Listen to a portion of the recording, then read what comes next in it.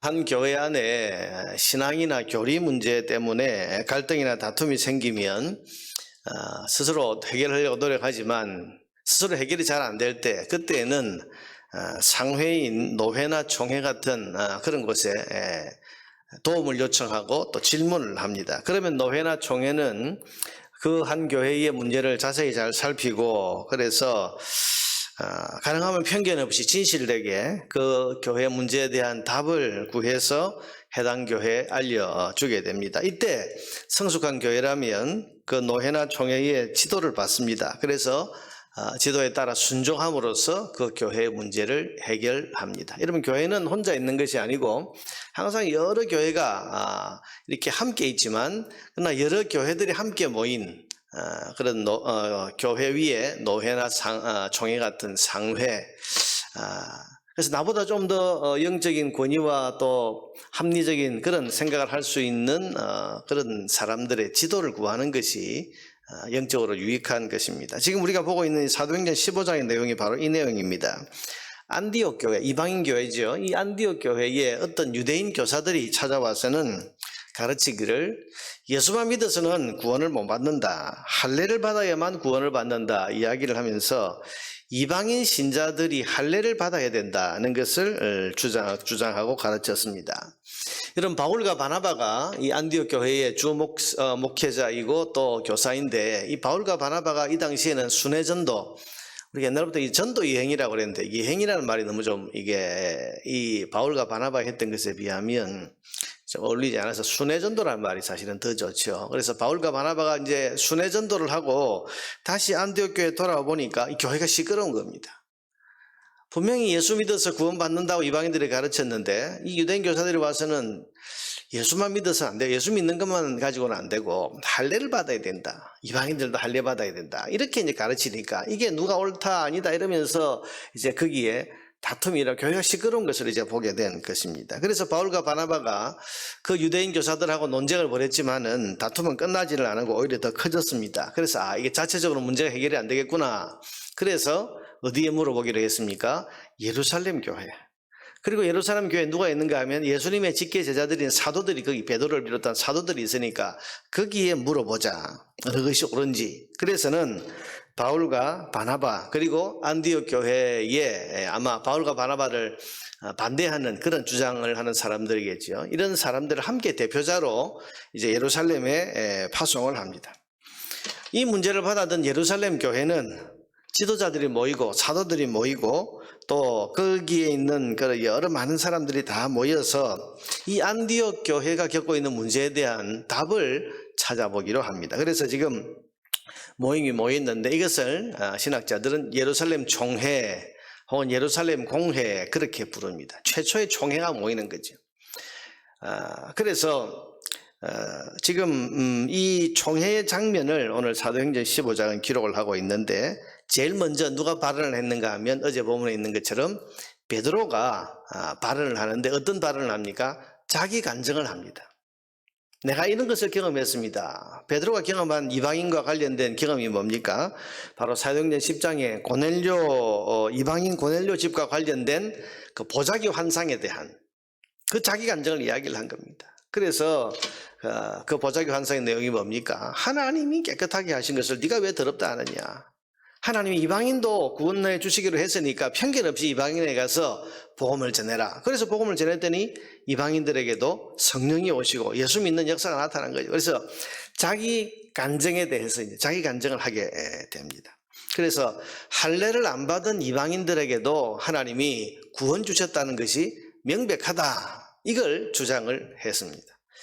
그리고 이제 두 번째 발언이 오늘 본문에 보면 12절에 온 무리가 가만히 있어 누구의 발언을 듣습니까? 바나바와 바울의 발언을 듣습니다. 바나바와 바울이 어떤 발언을 합니까? 하나님께서 자기들로 말미암아 이방인 중에서 행하신 표적과 기사에 관하여 말하는 것을 들었다. 바울과 바나바가 방금 뭐하고 온 사람들입니까? 순회전도, 이방인들에게 곳곳에 다니면서 복음을 전했더니 거기에 표적과 기사, 이건 누구의 역사입니까? 성령의 역사. 그래서 성령님이 이방인들 가운데에도 복음을 전했더니 역사하시더라. 그것을 지금 자기들이 소위 선교 보고를 하는 거죠. 이걸 예루살렘 교회에 모인 사람들이 다 듣습니다.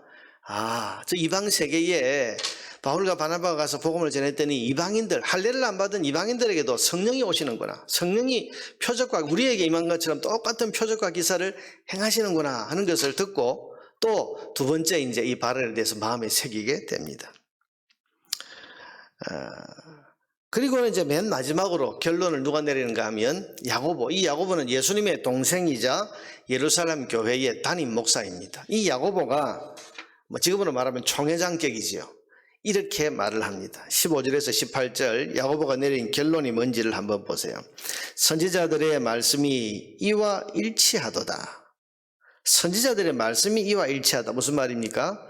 성경에 있는 내용하고 이 내용은 똑같습니다. 이게 성경 말씀을 가지고 지금 이 이방인들이 할례를 받지 않아도 예수만 믿어서 예수님을 믿어서 구원받는다고 하는 이 진리가 성경적이라는 것을 성경 말씀을 가지고 입증을 합니다.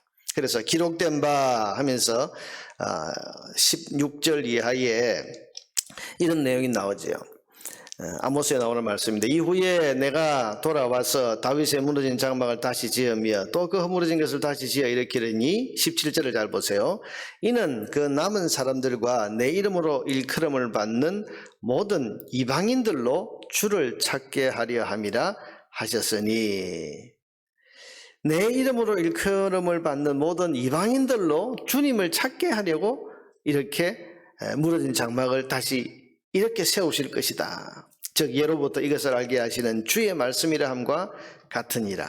자, 여러분, 지금 이 총회에서 주요 발언을 한 사람이 세 사람이죠. 첫 번째는 베드로가 자기 환상, 두 번째는 바울과 바나바가 자기들이 순회전도 중에 일어난 성령의 역사, 이방인들에게 성령이 임하신 역사를 이야기하고, 마지막 결론을 야고보가 성경 말씀이 이것이 일치한다, 이렇게 결론을 내리게 됩니다. 그래서 마지막 이 총회의 이 문제에 대한 결론이 뭡니까? 19절에서 20절입니다. 19절에서 20절을 보세요.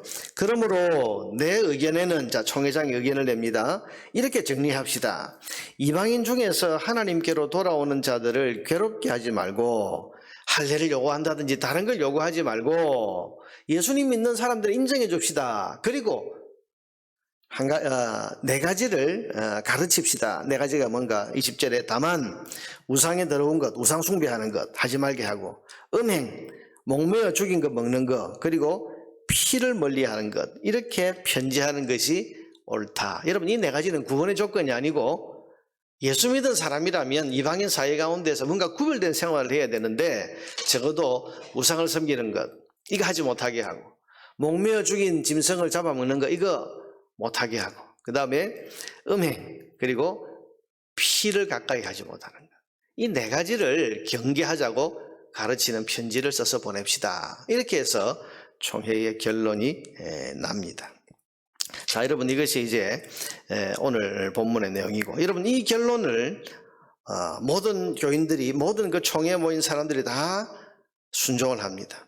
그리고는 안디옥 교회에 편지를 써서 바울과 바나바와 함께 유다와 실라라고 하는 이 예루살렘 교회의 교인 중에 지도자 두 사람을 이 편지를 가지고 가서 안디옥 교회에서 낭독을 하게 하죠. 그렇게 해서 이게 예루살렘 총회의 결정입니다 하고 읽었더니 이 안디옥 교회가 문제가 사라지고 다 그것을 받아들이고 순종을 해서 안디옥 교회에 큰 기쁨이 있었다. 여러분, 오늘 본문 지나서 보면요, 기뻐하더라, 그 말씀이 나오죠. 오늘 본문 우리가 29절까지 읽었는데 30절부터 보면 내일 보겠습니다만은, 그들이 작별하고 안디옥에 내려가 무리를 모은 후에 편지를 전하니 낭독했더니 읽고 그 위로한 말을 기뻐하더라. 교회가, 안디옥 교회가 이 예루살렘 총회에서 내려준 결론을 보고 기뻐하고 감사했다. 그래서 교회 문제가 다 해결이 된 것입니다. 다툼이 사라졌습니다. 자, 여러분 보세요.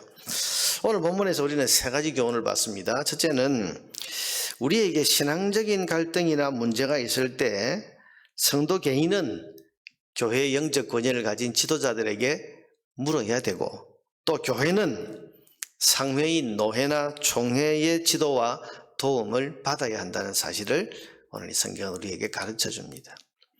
여러분, 이것은 나보다 더 위에 있는 영적 권위를 인정하는 겸손한 마음이 있어야 이게 가능한 거죠. 요즘은 여러분 권위를 인정하지 않고 다 동등하다는 의식이 팽배해져 있습니다. 우리 성도들도 개인의 어떤 신앙적인 문제나 갈등이나 어려움이 있어도 자기가 풀려고 하지, 교회 지도자들, 영적 권위를 가진 지도자들을 찾아와서 이것에 대해서 묻고 도움을 구하고 지도를 받으려고 잘 하지를 않고, 교회도 여러분 교회가 작은 교회 때는 그렇지만 좀 교회가 규모가 커지고 나면 누가 우리를 지도한단 말이냐 그러면서 스스로 문제를 해결하려고 하지, 소위 상회인, 노회나 총회 같은 나보다 더 영적 권위가 있는 또 영적인 그런 눈이 밝은 그런 분들의 도움과 지도를 받아야 한다는 생각을 잘 하지를 않습니다. 마음이 교만해져 있기 때문에. 아닙니다, 여러분. 예루살렘 교회, 오늘 이 사도행전 15장에 보여주고 있는 예루살렘 총회는 안디옥 교회라고 하는 이 지역 교회가 가지고 있는 문제를 은혜롭게 영적인 권위를 가지고 질서 있게 잘 해결해 주고 있지 않습니까? 그리고 그것에 도움을 받은 안디옥 교회는 거기에 순종했을 때 교회 모든 문제가 잘 사라지고 있다는 것입니다. 여러분, 그러니 우리는 나보다 더 나은 영적 권위자들이 있다는 것을 인정할 줄 알아야 되고, 그 권위에 따르는 겸손함이 있을 때 우리 신앙생활이 유익하고 또 어려움을 해결할 수가 있습니다. 두 번째로, 어떤 문제를 판단할 때에는 특별히 상회가 또 영적 권위자들은 적어도 자기 생각을 가지고 지도하는 것이 아니고, 오늘 이 예루살렘 공예를 보면 세 가지 기준을 가지고 지도하고 있는 것을 볼 수 있는데, 첫째는 베드로의 체험과 간증이 있었죠. 실제로 경험한 이야기. 두 번째는 성령의 역사가 있는가. 바울과 바나바가 순회전도 하면서 성령의 역사를 수없이 경험한 보고를 하지 않습니까? 그래서 성령이 역사하시는 걸 보니 이건 하나님의 일이다, 하나님이 하시는 일이다. 그래서 여러분, 자기의 경험을 중심으로 해서 이야기를 하지만 성령의 역사를 잘 살피는 거죠. 여러분, 이게 하나님의 일인가 사람의 일인가? 이것은 성령의 역사를 볼 줄 아는 영적 예민함이 있을 때 가능한 거예요. 세 번째는 성경 말씀에 합당한가. 마지막 야고보가 결론을 어떻게 내립니까? 하나님 말씀과 일치한다. 성경인 기준이 되는 거죠. 자, 여러분, 윗사람이라고 해서 혹은 또 영적 권위를 가진 어떤 직분을 가지고 있다고 해서 자기 생각이나 자기 권위로 밀어붙이기보다는 이런 합리적이고 진실된 기준을 가지고 문제에 대한 답을 구해야 됩니다. 교회라고 하면 우리 교회 안에서는 당회가 영적 권위자들이 이제 목사와 장로가 모여 있는데, 당회가 어떤 문제를 해결할 때는 이런 것들을 가지고, 이런 기준을 가지고 해야지 자기 감정이나 자기 생각을 가지고 하면 안 돼요. 그래서 우리가 항상 성령의 역사를 잘 살펴볼 줄 아는 이런 영적인 분별력이 있어야 되고, 무엇보다도 성경 말씀에 합당한가, 하나님 말씀에 일치하는가, 이것을 가지고 판단할 줄 알아야 됩니다. 세 번째는 영적 권위를 가진 상회나 지도자들의 지도에 순종하는 태도를 가져야 내게 영적인 유익이 있습니다. 오늘 안디옥 교회에서 여러분, 자기 주장을 그렇게 다투기까지 하면서 교회를 시끄럽게 하면서까지 그렇게 펼쳤던 사람들이 예루살렘 공회의 지도를 받고는 잠잠해졌습니다. 다 순종을 한 거예요. 그러니 교회가 평안해진 겁니다. 여러분, 교회가 영적인 질서가 잘 갖추어져 있고 영적 권위가 살아있으면 그 교회는 이런저런 문제가 일어나도 은혜롭게 잘 해결을 합니다. 그런데 영적 권위가 실종되고 영적 권위를 인정하지 않는 그런 분위기가 되면 그 교회는 조그마한 문제만 일어나도 교회가 큰 시험과 또 다툼과 환란에 빠지게 되는 것입니다. 여러분, 영적 권위를 인정하고 영적 권위에 순종하는 것이 교회 질서를 세우고 화평을 가져온다는 사실을 기억하십시오. 또한 영적 권위의 자리에 있는 사람들은 누구보다도 공정하게 교회 일들을 처리해야 되고, 특별히 성령의 역사를 살피는 영적 예민함과 말씀의 풍성한 그런 기초를 가지고 있어야 영적 권위자로서 교회를 잘 지도하고 문제를 잘 풀어갈 수 있다는 것을 기억하고, 영적 권위자로 세워주신 그런 사람들, 지도자의 자리에 있는 사람들은 항상 성령 충만하고 또 하나님 말씀에 정통한, 말씀을 많이 읽고 묵상하는 것이 그 속에 잘 채워져 있어야 교회를 은혜롭게 잘 다스려 갈 수가 있는 겁니다. 우리 교회가 이런 영적 권위와 질서가 살아있는 이런 좋은 교회가 될 수 있도록 오늘 아침에 기도해 주시기를 바랍니다. 그래서 은혜롭고 질서 있고 우리 교회가 화평한 교회로서 교회의 사명을 더 잘 감당하는 그런 좋은 교회 되어갈 수 있도록 마음의 소망을 품고 하나님 앞에 간절한 마음으로 기도하는 이 아침의 기도의 시간이 되시기를 바랍니다.